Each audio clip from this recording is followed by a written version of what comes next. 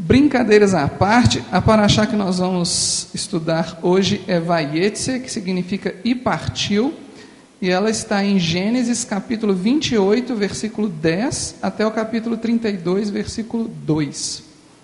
Nós já oramos, e eu vou fazer um resumo agora da paraxá, e lembrar os irmãos que antes da paraxá aconteceram algumas coisas muito importantes, né? Lembra que antes dessa paraxá, Jacó roubou a primogenitura de Esaú, e roubou a bênção também, não só a primogenitura, mas também roubou a bênção que Isaac daria para Esaú, né?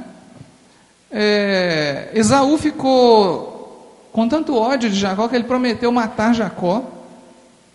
A mãe dele, Rebeca, ficou sabendo disso e deu um jeito de movimentar para que Jacó pudesse se livrar de Esaú. Então ela e Isaac abençoaram Jacó e disseram: Jacó, sai daqui, vai lá para a casa da nossa parentela, lá em Harã, e lá você vai arrumar uma esposa e vai se casar com ela, porque as mulheres daqui não são boas para você. E aí, de pirracinha, Esaú se casou com uma mulher daquela região ali, porque ele sabia que ele ia incomodar os pais dele se ele se casasse com uma mulher daquela região. Bom, eu vejo como um principal motivo para eles não gostarem das mulheres daquela região como esposas para os filhos deles é a idolatria. E infelizmente esse é um problema que acabou assolando a família de Jacó, geração após geração. Sempre a família de Jacó teve que lutar contra a idolatria, até mais ou menos a época do cativeiro babilônico. Depois disso, não mais. Aí vieram outros tipos de problemas, né? Hoje nós vamos ver um episódio desses em que a família de Jacó teve que lutar, teve que se confrontar com a idolatria e teve que resolver o problema. Só que, geralmente, quem resolve esses problemas é o próprio Deus, né? Ele dá um jeito. Na paraxá de hoje,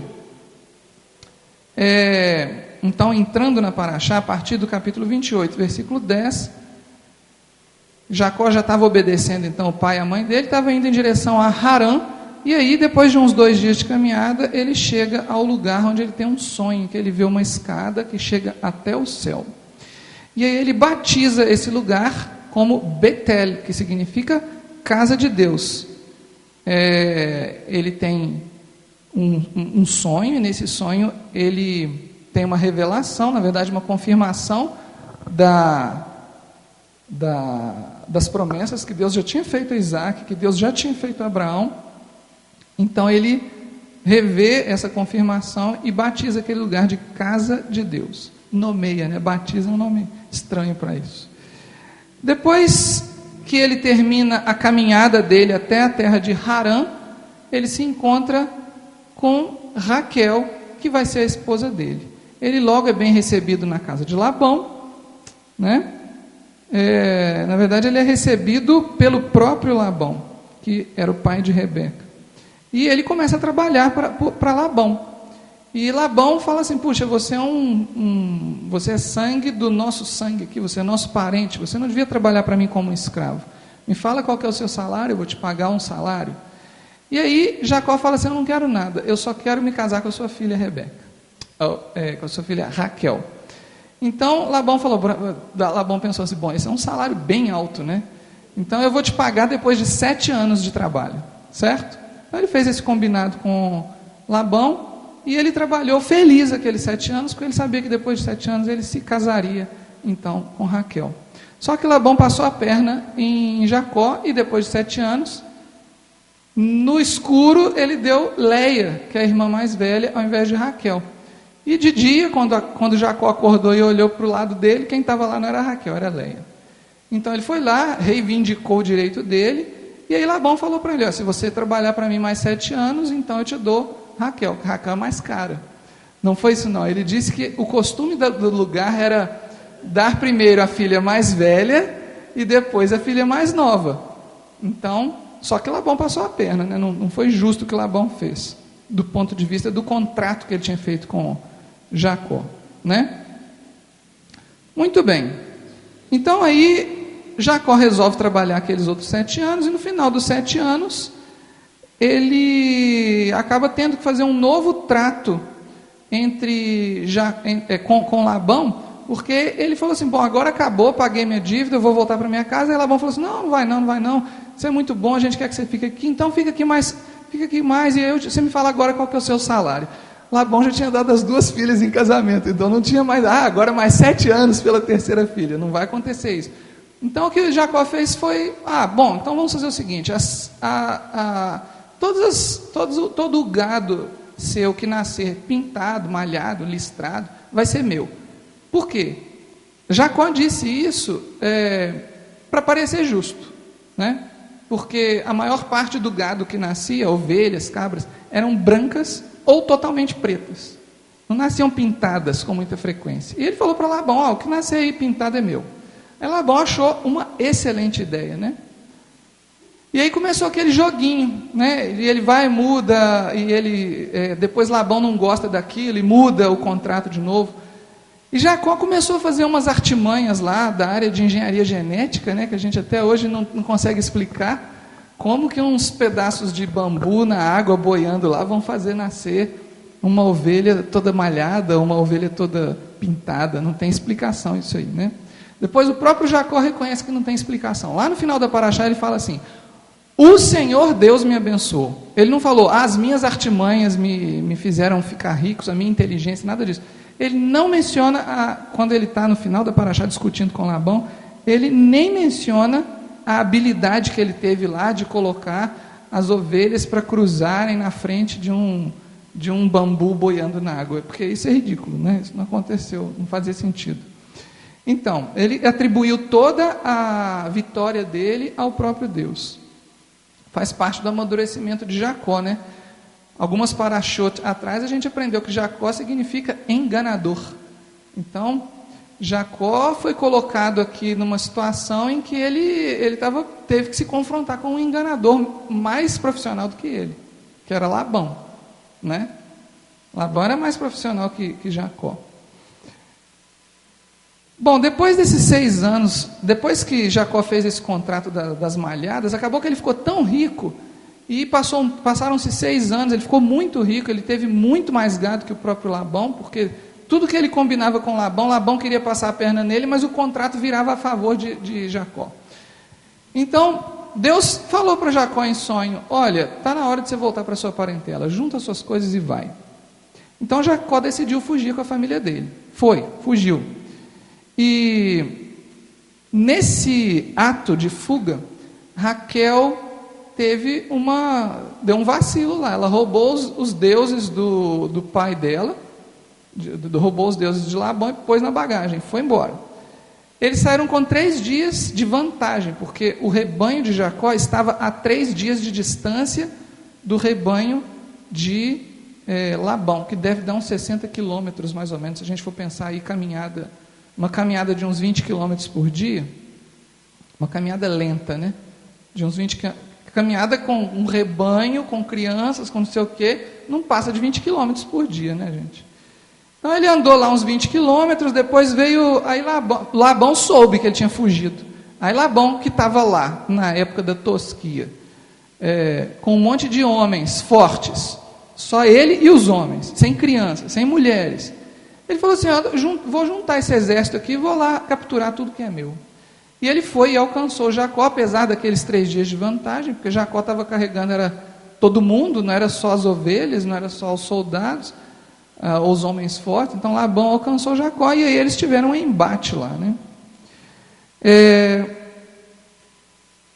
Só que nesse percurso, Labão estava disposto a fazer o mal para Jacó.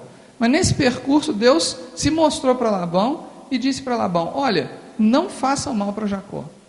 Não diga nem bem nem mal para Jacó. Foi isso que Deus disse para Labão. Então Labão teve medo. Labão estava com a corda toda, ele estava com todos os seus homens fortes para fazer o que ele quisesse.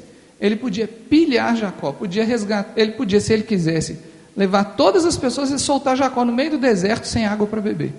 Podia ter matado Jacó, por exemplo. Podia ter jogado Jacó num poço, né, antecipando uma geração que ia acontecer depois.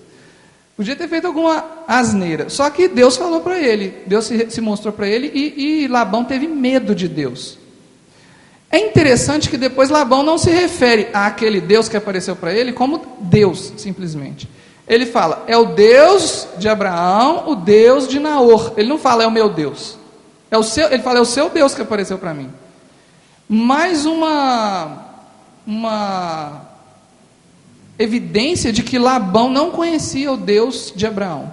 Tanto que ele tinha ídolos, que a Raquel acabou roubando, né? Mais tarde a gente vai falar um pouco mais sobre essa situação. Bom, acaba que Labão exige aqueles ídolos de volta, especialmente os ídolos, eles tinham uma importância muito grande naquela época, porque os ídolos indicavam propriedade. Ao comprar um terreno, ao comprar uma construção, as pessoas trocavam ídolos, trocavam deuses, como se aquele Deus fosse o responsável por manter aquela propriedade sob a posse da pessoa que tem aquele Deus, né? Então, quando alguém rouba os deuses lá de Labão, Labão fica preocupado, é a minha terra agora, com quem que vai ficar? Porque na idolatria dele, ele acreditava que a terra tornou-se propriedade da pessoa que estava com os deuses. Ele acusou Jacó de ter feito isso. Jacó não sabia que Raquel tinha roubado os deuses. Aí Labão entra lá e vasculha tudo, ele e os homens dele, e não encontraram nada, porque Raquel aprendeu as artimanhas de Jacó, né, depois de alguns anos casada com ele, e colocou os ídolos, ela sentou num negócio lá que eu esqueci o nome, tipo a cela, na qual você se senta quando vai sentar em cima do camelo. Então ela colocou debaixo daquilo, sentou em cima daquilo e falou para Labão, olha, desculpa, eu não vou poder levantar, porque eu estou naqueles dias, né? E Labão respeitou, lembra que nessa época, e no meio dos povos semitas, até hoje, existe a cultura de que a mulher fica impura quando ela está menstruada, isso é bíblico, inclusive, né? Mas existe a cultura de que o homem não pode nem encostar na mulher, porque senão ele fica impuro também. Então, Labão, provavelmente participante dessa cultura, falou assim, eu não vou encostar a mão nela, não quero nem chegar perto. E tudo que a mulher impura tocar também será impuro, então eu não vou querer que ela levanta para eu mexer no que está debaixo dela, principalmente, né? Bom, final das contas, Labão e Jacó, Labão não encontra nada, não tem do que acusar Jacó, Labão fica com medo de Jacó, só que ele não dá o braço a torcer, e aí ele propõe a Jacó, olha, vamos fazer o seguinte, eu vou fazer um tratado de paz com você, vamos fazer aqui um monumento, e aí daqui para lá você vai, daqui para cá eu vou, e a gente nunca mais cruza esse monumento aqui, se for para o mal um do outro, né? Na verdade, Labão estava querendo garantir a sua sobrevivência com esse tratado, porque ele teve tanto medo depois da revelação de Deus, dizendo para ele, olha, não toque em Jacó, não faça nem bem nem mal a Jacó, que ele resolveu colocar um limite entre ele e Jacó, né? Depois disso, Jacó voltou em direção à terra de Canaã, e quase chegando lá na terra de Canaã, ele se acampa num lugar chamado Maanaim, e ele se encontra com anjos de Deus. Esse episódio é curioso porque ele é misterioso. A Bíblia não fala o que Jacó conversou com esses anjos de Deus lá em Maanaim. A Bíblia não fala nem se Jacó estava acordado, se ele estava em sonhos, se foi em visão, ou se foi igual Abraão, encontrou com o Senhor e dois anjos. Lá, a Bíblia não fala o que aconteceu quando Jacó se encontrou com esse anjo, né? Com esses anjos. Em seguida, aí já é outra paraxá, Jacó de novo encontra com uma personalidade, mas aí são cenas do próximo capítulo, eu não vou tratar disso hoje, que é uma outra personalidade misteriosa também, a princípio, mas depois, se a gente estuda, a gente descobre que ela não é uma personalidade misteriosa. Muito bem. Eu hoje, estudando essa paraxá, desde ontem, na verdade, eu fiquei pensando assim, puxa, qual é a novidade dessa paraxá? Porque ela já foi bastante estudada aqui na igreja, eu mesmo já estudei ela muitas vezes, e eu queria ver o que tem de novidade nessa paraxá. Aí comecei a pesquisar e descobri algumas coisas bem interessantes, mas o mais interessante eu não descobri nas pesquisas, o mais interessante eu descobri no final, depois que eu já estava terminando o esboço. Falei assim, não, tem um negócio muito interessante aqui, realmente. Eu queria compartilhar com os irmãos, então, algumas coisas que pouca gente nota nesta paraxá. Essa paraxá é muito conhecida, não como paraxá, mas ela faz parte da escola dominical de qualquer igreja evangélica. E também ela faz parte do serviço da Torá em qualquer sinagoga, obviamente. Ela é muitíssimo conhecida, o texto dela é muito conhecido, mas tem algumas coisas, alguns detalhes nela que não são muito abordados. E tem coisa que se fala sobre ela que está errado. Eu descobri que estava errado, que eu aprendi a vida inteira, e aí relendo e pesquisando, eu falei assim, não está certo o que sempre me disseram sobre essa paraxá. Felizmente, algumas coisas dessas que eu vou falar com os irmãos aqui hoje, já são de conhecimento difundido aqui na igreja Eliahu, não é novidade para os irmãos. Mas eu acho importante dizer em caráter de reforço, e algumas outras coisas para mim foram novidade. Então, a primeira coisa, na verdade, esse aqui é o primeiro slide mesmo? Tá. Então, antes de eu chegar nesse ponto, né, o que pouca gente nota nessa paraxá, eu trouxe um mapa para ilustrar para os irmãos o caminho que Jacó fez, da terra onde ele estava até a terra onde ele foi encontrar Raquel. Ele saiu lá do sul, ou seja, a parte de baixo do mapa, aquela bolinha vermelha lá embaixo, Berseba, e ele terminou a caminhada dele, ele encontrou com Raquel lá na cidade de Harã, lá no alto do mapa. Estão vendo isso? Isso aí é no Oriente Médio, né, gente? Então, lá embaixo é a terra de Canaã, e lá em cima é a terra de Harã. Hoje, lá embaixo é a terra de Israel, e lá em cima é a Turquia. Tá? Então, no mapa de hoje, esse mapa aí, inclusive, é do Google Maps, é uma foto de satélite da região como ela é hoje. Vocês estão vendo, então, que tem 3 bolinhas vermelhas. A primeira, de baixo para cima, é Berseba. A segunda é Betel, que é pertinho de Berseba, deve dar 1 ou 2 dias de caminhada só, que foi onde Jacó teve a visão da escada que ia até os céus, e depois ele caminhou muitos dias para chegar até Harã. São 923 quilômetros de caminhada, o que significa 189 horas de caminhada. Se a gente estiver caminhando aí uma média de 12 horas por dia, dá 16 dias de caminhada. Jacó sozinho. Diferente de Eliezer, que saiu para buscar Rebeca na mesma cidade de Harã, Eliezer foi com 10 camelos, com um monte de joias, com prata, ouro, não sei o quê. Jacó foi com a roupa do corpo praticamente e não tinha ninguém para ajudá-lo, porque ele saiu fugido, não tinha como arrumar uma comitiva para ele, né? Então Jacó caminhou isso tudo sozinho.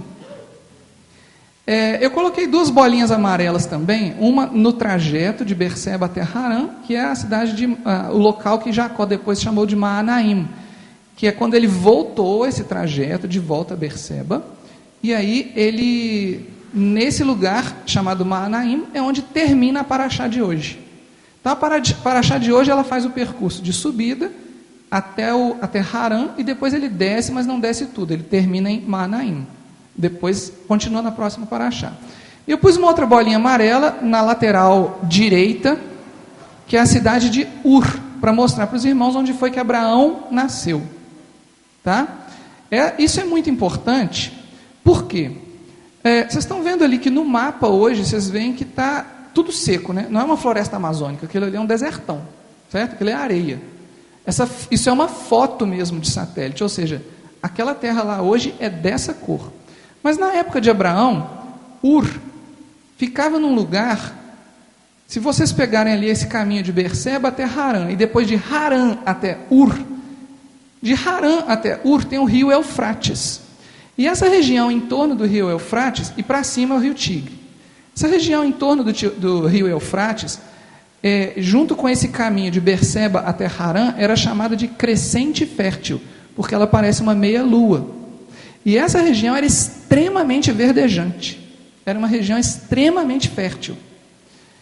E aparentemente não haveria motivo nenhum para alguém sair da terra de Ur e ir para Berseba, que foi o que Abraão fez. Ele saiu da terra de Ur, foi até Harã e depois desceu até Berseba. Ele fez o caminho todinho do crescente fértil.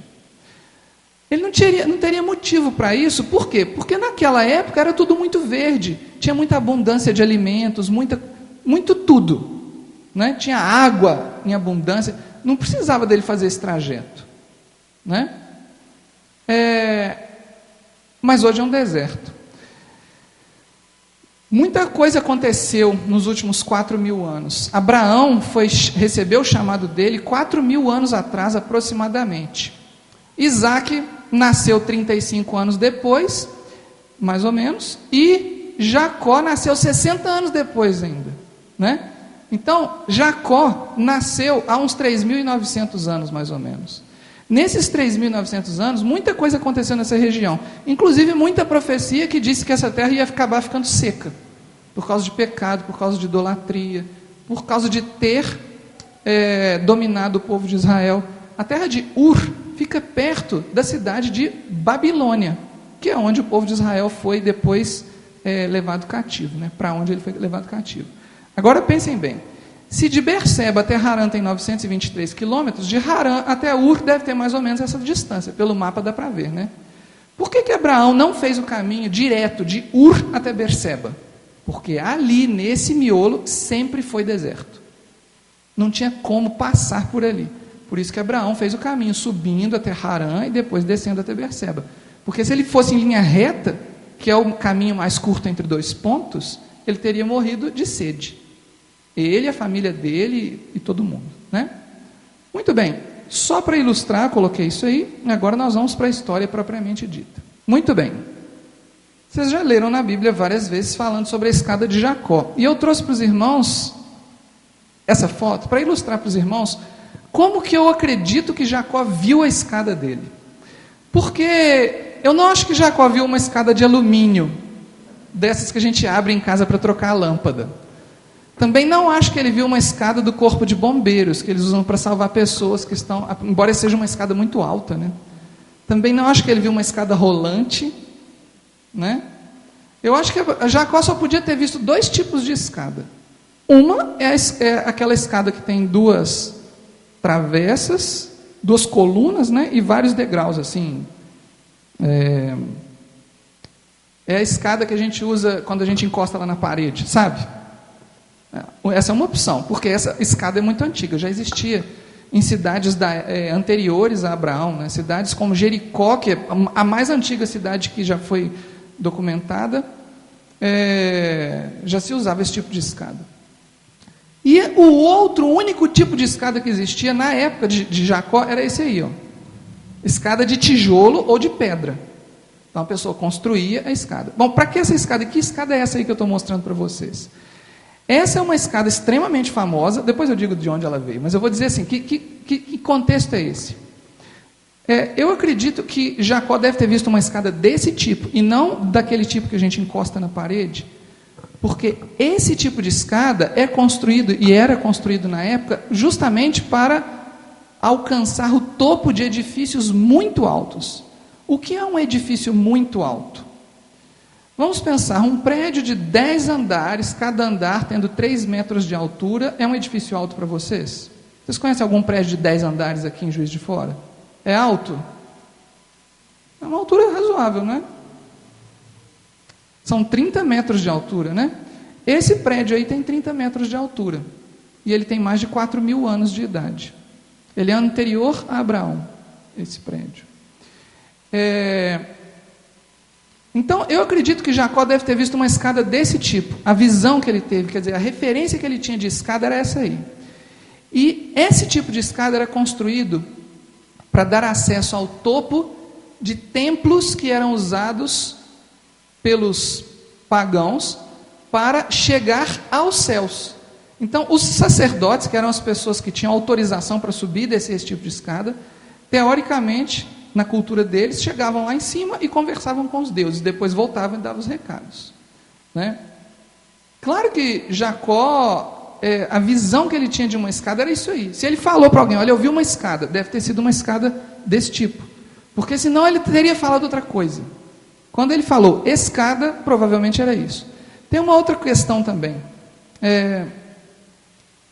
Arqueólogos, quando estudam o texto que fala da Paraxá, e vem a palavra sulam, que só aparece uma vez na Bíblia inteira, eles têm dificuldade para traduzir essa palavra, que é a palavra que aparece para a gente como escada. Na verdade, a palavra escada, conforme ela está lá em hebraico, só aparece uma vez na Bíblia inteira, sulam. E aí, ficam enrolados, né? Onde é que nós vamos encontrar um exemplo disso aqui que Jacó viu? Como é que seria isso que Jacó viu? Então, eles procuram contextos fora da Bíblia em que aparece a palavra sulam. E ela aparece justamente para se referir a esta escada, que é a escada de um templo conhecido como zigurate. Zigurate era um templo da época de Abraão, que tinha a forma de uma pirâmide, mas não era uma pirâmide completa, porque uma pirâmide, como a gente imagina, ela tem uma pontinha, né? O zigurate tem o topo achatado. É como se fosse uma pirâmide que cortava a ponta dele. E ele tinha escada para os sacerdotes chegarem lá no topo. Naquele momento que Deus dá essa visão, que dá esse sonho para Jacó, e Deus está lá no topo da escada, e tem anjos subindo e descendo, Deus está mostrando para Jacó um templo verdadeiro, e não um templo falso, né?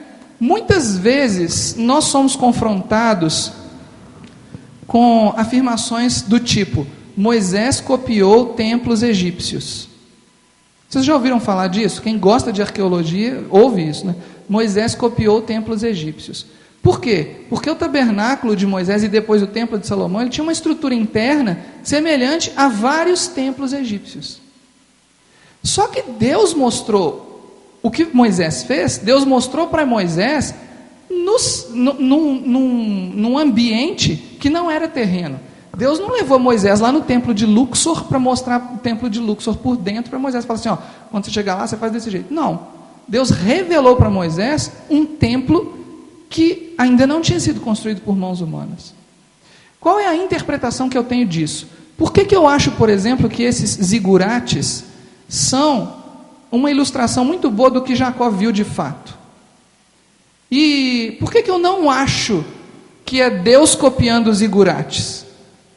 Porque eu não acho que Deus precisou de imitar os arquitetos que construíram um zigurate, que não é, o nome disso não é pirâmide, né? É o contrário. Satanás, que viveu com Deus, conhecia as coisas que Deus criou, conhecia muito bem, e Satanás é que copiou. Se existe um zigurate que se parece com algo que Deus mostrou para Jacó, é porque Satanás já conhecia essa estrutura e inspirou os seus servos a fazerem algo parecido, para demonstrar sua própria glória. Idem para o templo. Se existem templos no Egito que precedem Moisés, que são semelhantes ao que àquilo que Deus revelou para Moisés depois, não é porque Moisés copiou o Egito, ou porque Deus copiou o Egito, é porque Satanás, conhecedor do reino de Deus, copiou o reino de Deus e fez aqueles templos para a sua própria glória, né? Agora, dito isso, eu vou mostrar para os irmãos como é um zigurate, como é esse mesmo zigurate. Este é o zigurate da cidade de Ur, onde nasceu Abraão. Então Abraão, na sua infância ou na sua juventude, certamente viu esse prédio. Isso aí é um lugar onde Abraão andou, com certeza absoluta. Vocês veem que tem muito pó na parte de cima, né? Na verdade, ele teve uma deterioração, ele deveria ter mais 1 ou 2 andares, e acabou, ele seria achatado em cima mesmo. E aquela escada que vocês viram, é essa escada que está dando para o lado esquerdo aí, né? Ela fica virada mais ou menos para o lado onde o sol nasce. Essa foto estaria invertida se a gente tivesse... É como se eu estivesse olhando aqui do norte, então o leste está do lado esquerdo e o oeste está do lado direito. 30 metros de altura, é da altura de na verdade, esses 30 metros é uma estimativa de quanto seria a altura dele quando ele foi construído, porque agora ele está mais baixo que isso, teve erosão no topo dele, né? 30 metros de altura. Essa seria a altura desse prédio 4.000 anos atrás, gente. Olha a peleja que a gente tem hoje para construir uma casa de um andar.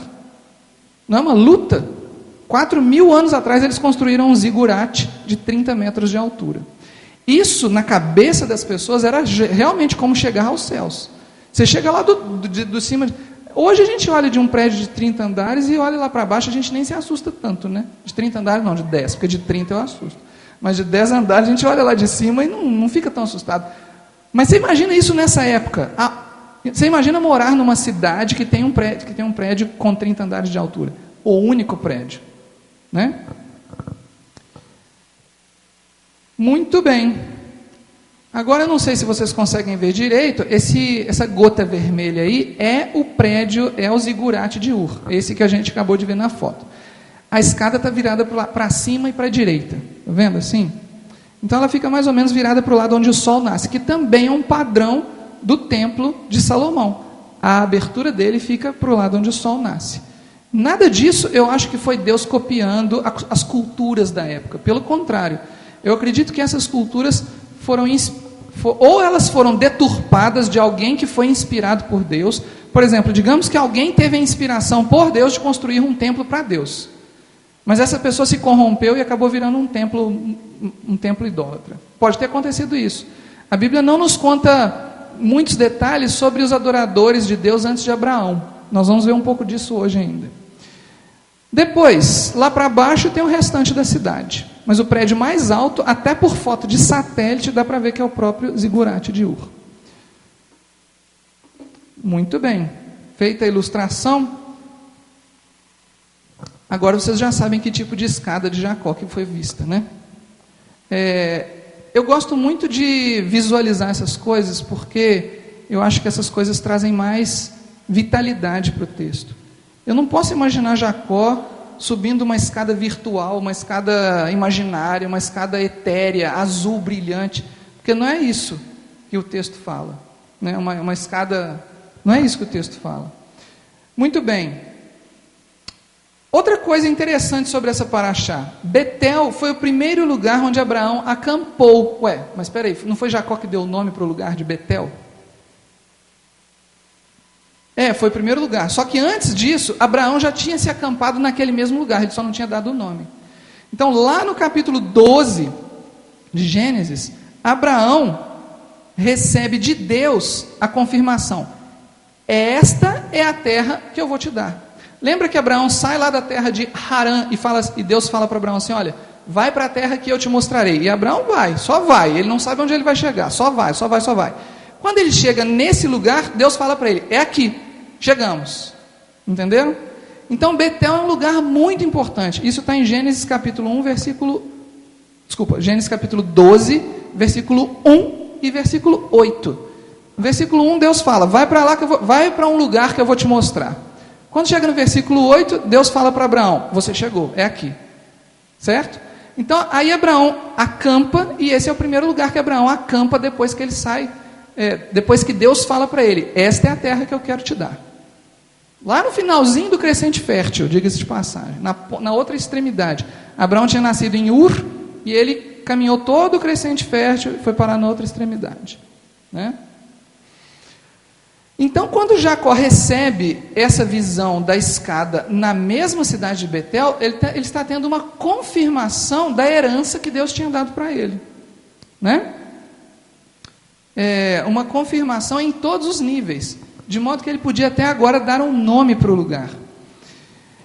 Uma outra curiosidade sobre essa paraxá é o poço. Mais uma vez, a gente vê um homem de Deus encontrando uma esposa ao lado de um poço.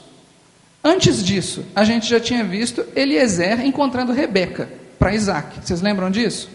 O mesmo poço, diga-se de passagem, não é outro poço não, é o poço de Harã. Aí vem Jacó e Raquel. Bom, Eliezer e Rebeca, capítulo 24, né? Depois vem Jacó e Raquel. Depois vem Moisés e Zípora, Êxodo capítulo 2. Também se encontraram num poço, né? Boaz e Ruth, lá em Ruth capítulo 2. Ruth foi incentivada por Boaz a usar a água do poço que os homens estavam lá importunando ela. Não, vai lá, usa aquela água mesmo. E foi assim que os dois se conheceram, né? Depois ainda tem um caso muito especial de um homem com uma mulher num poço, na beira de um poço. Jesus e a mulher samaritana, né? O poço, nessa região, que é uma região desértica, é um símbolo de vida eterna. Porque inclusive o famoso poço de Jacó, que durou milhares de anos, é um poço que não seca, né? Por que não seca? Então, o fato dele não secar faz dele um símbolo muito eficaz para a vida eterna. E é por isso que essas alianças que foram feitas por Rebeca e Isaac, depois por Raquel e Jacó, depois lá na frente por Jesus e a mulher samaritana, são alianças eternas. E o fato delas terem sido feitas ao lado de um poço não é mera coincidência. Foi um local escolhido por Deus para simbolizar a eternidade daquela aliança, né? Se bobear, tem água nesse poço de Harã até hoje. Pode ter até uma pedra em cima, mas lá dentro tem água. Não estou afirmando isso não, hein, gente? Não é doutrina não, só estou imaginando. Uma outra curiosidade interessantíssima sobre essa paraxá. Jacó não trabalhou 14 anos antes de se casar com Raquel. Essa é nova, hein? Jacó não trabalhou 14 anos. Ele não trabalhou 14 anos. Jacó trabalhou 14 anos para se casar com Raquel. Mas ele não trabalhou 14 anos antes de se casar com Raquel. Perceberam a diferença aí? Ele teve que pagar 14 anos de trabalho para poder ter direito a Raquel. Só que ele se casou com Raquel, vamos ver se os irmãos lembram. Quanto tempo ele levou para casar? Bom, quanto tempo ele levou para se casar com Lia? Quanto tempo ele trabalhou antes de se casar com Lia? Depois disso, quanto tempo levou para ele se casar com Raquel? 7 dias. 7 dias.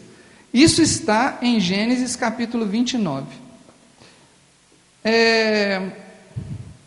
29, isso mesmo. Versículo 20 em diante, versículo 20 até o 30. Isso aqui eu vou ter que ler porque a gente lê isso 1000 vezes e não enxerga, né? Olha só, versículo 20. Assim, por amor a Raquel, serviu Jacó 7 anos, e estes lhe pareceram como poucos dias, pelo muito que a amava. Disse Jacó a Labão: dá-me a minha mulher, pois já venceu o prazo, para que me case com ela. Reuniu, pois, Labão todos os homens do lugar e deu um banquete. À noite conduziu a Lia, sua filha, e a entregou a Jacó, e coabitaram. Versículo 25. Ao amanhecer, viu que era Lia, por isso disse Jacó a Labão: que é isso que me fizeste? Não te servi eu por amor a Raquel? Por que, pois, me enganaste? Respondeu Labão: não se faz assim em nossa terra, dar-se a mais nova antes da primogênita. Decorrida a semana desta, dar-te-emos também a outra, pelo trabalho de mais 7 anos que ainda me servirás. Muito bem. Por que ele usa a palavra semana no início do versículo e depois 7 anos? Muitas pessoas leem essa semana como se fosse um conjunto de 7 anos. Mas não é. Não é, por quê? Ele está falando da semana de casamento. Lembra que num costume semita antigo, e até hoje em alguns lugares, e inclusive isso é um costume judaico, a semana de casamento dura 7 dias. Claro, toda semana dura 7 dias. O casamento, a cerimônia, a festa de casamento dura 7 dias. É por isso que a festa de tabernáculos dura 7 dias. Porque ela é a celebração de um casamento. Certo? Inclusive, para quem crê que Yeshua é o Messias, ela é a celebração das bodas do Cordeiro. É um prenúncio, é um símbolo das bodas do Cordeiro, né? Então o que aconteceu aqui foi, Labão disse para Jacó: olha, espera passar essa semana e depois eu te dou Raquel, mas aí você ainda vai trabalhar para mim 7 anos, em troco de Raquel. Versículo 28. Concordou Jacó e se passou a semana desta, de Lia. Então Labão lhe deu por mulher Raquel, sua filha. Não foi depois de 7 anos de novo, foi depois de 7 dias. Versículo 30, e coabitaram. Mas Jacó amava mais a Raquel do que a Lia, e continuou servindo a Labão por outros 7 anos. Bom, essa história de Jacó amar mais a Raquel do que Lia gerou muitos problemas, né? Vocês sabem que as duas ficaram brigando a vida inteira e disputando quem é que tinha mais filhos. E no final acabou que Raquel morreu antes da hora, né? Não sei se... Ela morreu mais jovem que Lia, melhor dizendo. 5. Por que Raquel morreu mais jovem que Lia? Apesar de ela, inclusive, ter nascido depois de Lia. Porque ela não era primogênita. Dá uma olhada em capítulo 31, versículo 32. Lembra que Labão perseguiu Jacó quando Jacó fugiu? Aí Labão chegou acusando Jacó: você me roubou os meus ídolos, e agora? Como é que nós vamos ficar? Tem que resolver isso aí. Labão já estava disposto a não matar Jacó, justamente porque Deus tinha advertido, né? Mas aí Jacó falou assim: olha, eu não tenho culpa de nada não estou sabendo desse negócio de ídolos não. Se você procurar aqui, procura entre as minhas coisas, entre as minhas pessoas que estão comigo, os meus servos, as minhas servas, a minha própria tenda. Se você encontrar alguma coisa, não viva a pessoa que tiver roubado isso, que morra. Jacó amaldiçoou a própria esposa. Está aí, ó. Capítulo 31, versículo 32. Não viva aquele com quem achares os teus deuses. Verifica diante de nossos irmãos o que te pertence e o que está comigo, e leva-o contigo. Pois Jacó não sabia que Raquel os havia furtado. Jacó amaldiçoou Raquel, e por causa disso Raquel teve uma morte prematura. Lia continuou viva e Raquel morreu logo que ela teve o segundo filho. Observem que, na verdade, Raquel morreu na primeira oportunidade. Porque era muito comum uma mulher morrer de parto nessa época. Até pouco tempo atrás, acho que até 60, 70 anos atrás, era muito comum as mulheres morrerem de parto. Não tinha anestesia, ou não tinha antibiótico, não tinha um monte de coisa, não tinha ponto, não tinha nada. Então as pessoas morriam. Mas Lia teve um monte de filhos e não morreu de parto. Por que Raquel foi morrer logo no segundo filho? Porque foi o primeiro filho que ela teve depois da maldição. Depois que Jacó lançou essa maldição, veio o primeiro filho que ela teve, ela morreu. Isto é uma lição contra maldições. Muitas vezes a gente abre a nossa boca para falar coisas que nós não precisaríamos de falar. Jacó não precisava ter falado isso. Jacó poderia ter tido outro tipo de conversa com Labão, mesmo porque Labão já tinha falado para ele: olha, eu não vou te matar só porque o seu Deus falou para não matar. Então Jacó já sabia que ele não ia morrer. Ele podia ter tido outro tipo de conversa com Labão. Ele não precisava ter imputado a culpa da vida e da morte sobre uma pessoa que ele nem sabia quem era, Muitas vezes a gente lança maldição sobre a nossa própria vida, sobre a vida de nossos parentes, dos nossos filhos, dos nossos pais, dos nossos amigos, porque a gente abre a boca para falar de coisas que a gente não sabe. E foi o que Jacó fez. Isto é uma lição para a gente, porque as nossas palavras têm poder. Eu falo muito que quando Deus nos criou a sua imagem e semelhança, Ele nos deu o poder de criar através da fala. Porque Deus criou todas as coisas falando: haja, haja, haja, e as coisas vieram a existir. Então, quando Ele nos cria a sua imagem e semelhança, Ele nos dá esse poder também. Então, quando Jacó, que inclusive tinha muito poder, porque ele era um patriarca, ele não era só uma pessoa desconhecida, ele era uma pessoa importante, não só importante para as pessoas da época dele, ele é uma pessoa importante para a história da humanidade. Então, quando ele diz uma coisa dessas, ele vai acontecer. Mesmo que Labão não encontre os ídolos, mesmo que Labão vá embora para casa de mãos abanando, Raquel vai morrer, porque foi ela que roubou os ídolos. E Jacó disse que ela ia morrer.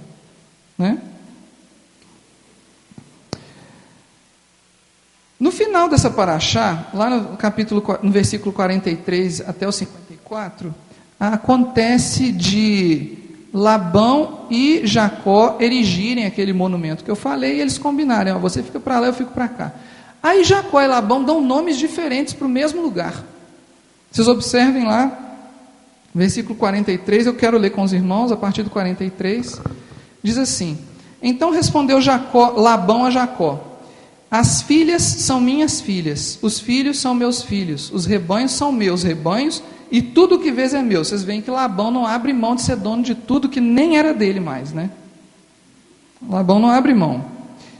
Que posso fazer hoje a estas minhas filhas ou aos filhos que elas deram à luz? Vem, pois, e façamos uma aliança, eu e tu. Labão estava querendo, na verdade, se garantir, né? Façamos uma aliança, como se fosse uma vantagem para os dois. Era vantagem só para ele, porque Jacó já tinha as vantagens dele. Façamos uma aliança que sirva de testemunho entre mim e ti. Então Jacó tomou uma pedra e erigiu por coluna. E disse a seus irmãos: ajuntai pedras. Tomaram pedras, fizeram um montão, uma ao lado do qual comeram. Chamou-lhe Labão, Jegar Saaduta. Jacó, porém, lhe chamou Galeede, que depois virou Gileade nas Bíblias dos irmãos. Aí o nome daquela região de Gileade é porque Jacó chamou esse lugar de Galeede, certo? É o mesmo lugar. Muito bem. Por que Labão chamou de Jegar Saaduta e Jacó chamou de Galeede? Porque Labão era arameu e ele chamou aquele lugar com um nome em aramaico. E Jacó era hebreu, então ele chamou aquele lugar por um nome hebraico. Certo? Isto significa que aquele monumento não é só um monumento que estabelece a paz entre Jacó e Labão. Aquele monumento é um marco territorial de dois povos. Porque quando eles estabelecem nomes diferentes para um mesmo lugar, eles não são mais da mesma família. Eles são povos distintos.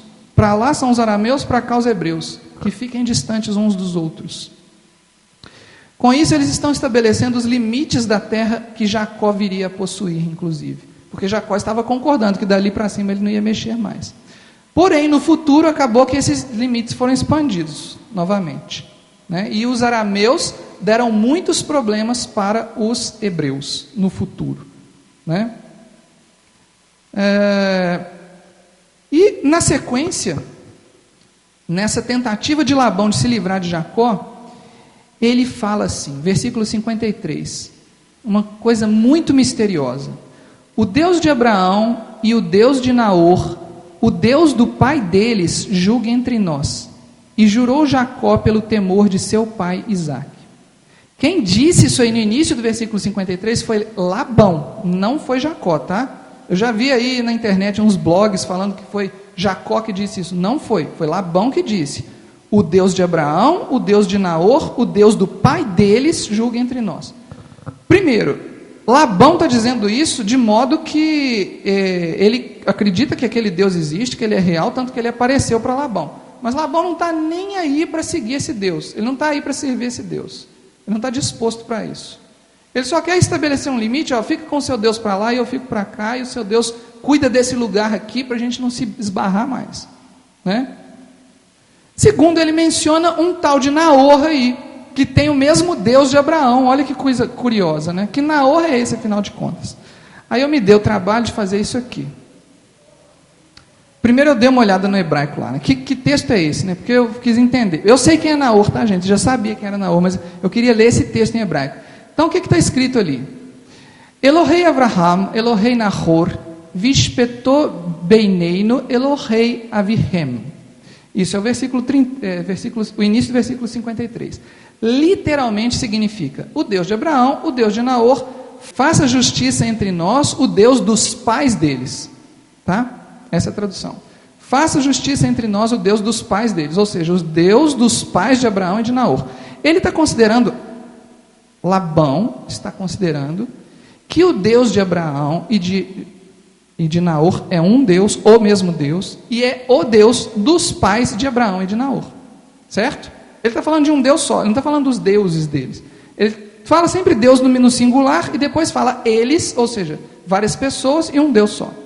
Labão se põe fora dessa, né? Inclua-me fora dessa, que ele faz, né? Olha só, eu me dei o trabalho de fazer isso aí, para a gente tentar entender quem é esse Naor de quem Labão está falando. As linhas horizontais são, ou melhor, quando os nomes estão no mesmo nível, quer dizer que eles estão na mesma geração. Então a gente tem ali Abraão do lado direito, Naor no meio, Harã do lado esquerdo. São 3 irmãos. Harã é o nome de um dos irmãos de Abraão. A terra de Harã não chama Harã por causa do irmão de Abraão, não, tá? Inclusive, Harã morreu antes de Abraão ir para a terra de Harã. Harã, o irmão de Abraão, morreu lá em Ur, antes da família de Abraão ir para a terra de Harã, que é lá longe, 900 quilômetros depois, 1000 quilômetros. Então, Harã é um dos irmãos de Abraão. Naor também é um dos irmãos de Abraão. Harã foi o pai de Ló. Lembra de Ló, que foi morar em Sodoma? Pois é, Harã era o pai de Ló. Sobrinho, portanto, Ló, sobrinho de Abraão, por isso os dois foram juntos.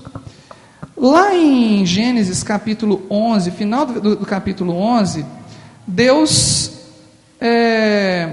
comissiona, na verdade isso não está explícito no texto, vou até dizer diferente, Terá sai da terra de Ur dos caldeus para ir para a terra de Canaã.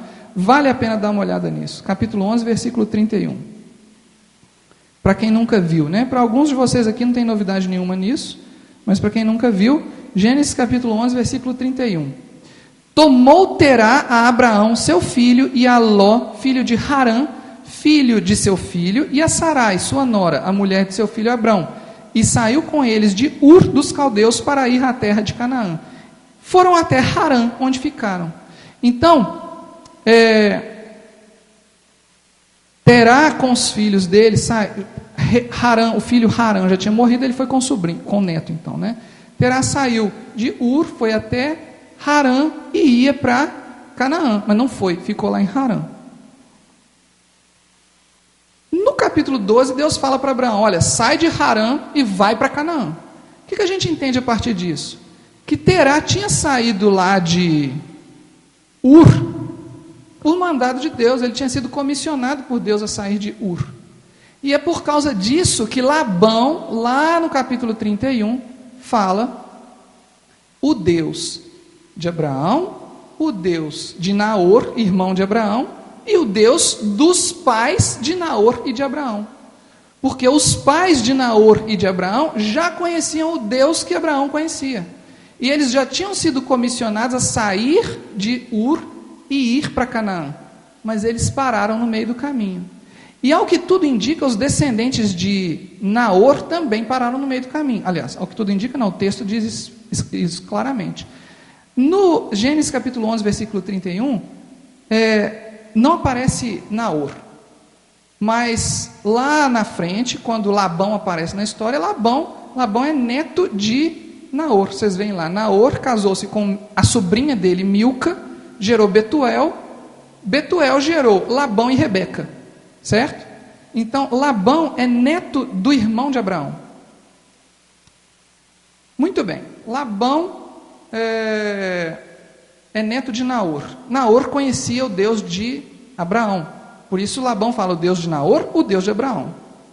Mas e Labão? Labão não é neto de Naor? Labão era idólatra. Ele se desviou completamente da missão que Deus tinha dado a Terá lá em cima. Labão tinha ídolos, tanto que Raquel, quando fugiu com os ídolos de Labão, né? Olha que prejuízo para Labão. Labão queria ser rico, ele era um baita de um sovina, né? Porque tudo para ele era lucro, ele não conseguia compartilhar o lucro com ninguém, nem com as filhas dele. No final da paraxá de hoje, as filhas dele falam assim, mas o que nos aproveitaria ficar com os nossos pais? Com o nosso pai? Ele comeu o nosso dinheiro. Elas usam esse termo, ele comeu o nosso dinheiro e nada sobrou. Olha que prejuízo para Labão. Labão queria ser rico e foi pobre, porque quem realmente herdou a terra foi Jacó. Jacó não só Jacó não só ficou rico porque ele trabalhou muito, mas ele também herdou a promessa porque Abraão foi fiel ao chamado de Terá, Isaac foi fiel ao chamado de Abraão e Jacó foi fiel ao chamado de Isaac. E assim sucessivamente, até Moisés, até Jesus, né? Isso nos dá uma lição. Vocês veem que ali o avô de Naor chama Naor também, né? Então quando Labão fala o Deus de Naor e o Deus de Abraão, pode ser inclusive que esse Naor tenha um duplo sentido, que não seja só o avô de Abraão, mas o trisavô dele também. Então ali tem uma sequência de pessoas que nasceram lá em Ur, no meio idólatra, e já conheciam o Deus único, e tinham sido comissionados para sair de lá, para ir para a terra de Canaã, e estavam se recusando a fazer isso geração após geração, até que Deus encontrou alguém que tivesse a boa disposição, como foi que Abraão fez. Isso nos mostra o prejuízo que nos traz fugir do propósito de Deus, quando Deus nos comissiona para fazer alguma coisa. E eu acho que essa é a lição mais importante desta paraxá. Quando Deus nos comissiona para fazer alguma coisa, nos dá uma visão, nos dá um talento, nos dá um dom, nos dá uma direção, e nós paramos no meio do caminho, ou vamos para a direção oposta, que foi o que Jonas fez, né? Nesse caso eles pararam no meio do caminho, geração após geração. Uns não saíram do lugar, foi o caso do trisavô, lá o Naor, o topo da árvore genealógica. Terá parou em Harã. Naor, nem se sabe onde é que ele foi parar, só se sabe que os filhos dele ficaram lá em Harã, né? Betuel ficou em Harã, depois Labão ficou em Harã de novo. Então assim, olha o prejuízo que essas gerações tiveram. E hoje, quem são os descendentes deles? Sumiram. A gente sabe quem são os descendentes de Jacó, mas os descendentes de Labão, só se for através de Raquel, né? Os descendentes de Jacó são também descendentes de Labão por causa da Raquel. Mas os filhos de Labão, os filhos homens de Labão, não têm descendência. Ele teve vários filhos homens. Cadê a descendência deles? Eles se afastaram do propósito, da comissão que Deus tinha dado para eles, e caíram no mar do esquecimento. Eles nem têm nomes na Bíblia. Sequer são mencionados os nomes deles. São falados assim, os filhos de Labão, mas não fala os nomes deles. Lia e Raquel, que numa cultura antiga, por serem mulheres, talvez nem fossem mencionadas, se tornaram extremamente mais importantes que os homens. Extremamente mais importantes. Né? Inclusive tão importantes que Raquel as consulta antes de tomar a decisão de voltar para a terra de Canaã. Jacó. Jacó consulta Lia e Raquel. Ele não junta todo mundo e fala assim, vamos embora. Não, ele vai lá, conversa com elas num cantinho e fala assim, olha, Deus me deu um sonho, eu queria conversar com você sobre isso. Uma lição também de tratamento no casamento, né? Apesar da autoridade que Jacó tinha por Deus, dada por Deus, Jacó não fez nada sem conversar com as esposas dele, né? E veja que esse plural esposas foi uma falha do sogro dele, não uma falha dele, né? Porque ele só queria casar com a Raquel, foi obrigado a casar com as duas. Muito bem, era isso que eu queria compartilhar com os irmãos. Esta paraxá tem muitas lições para nós. Eu queria hoje mesmo realçar alguns detalhes da paraxá, que muitas vezes nos escapam numa leitura dinâmica, uma leitura do início ao fim, né? E eu espero que o Senhor continue falando aos nossos corações e nos ensinando mais através dessa paraxá. Eu agradeço pela oportunidade.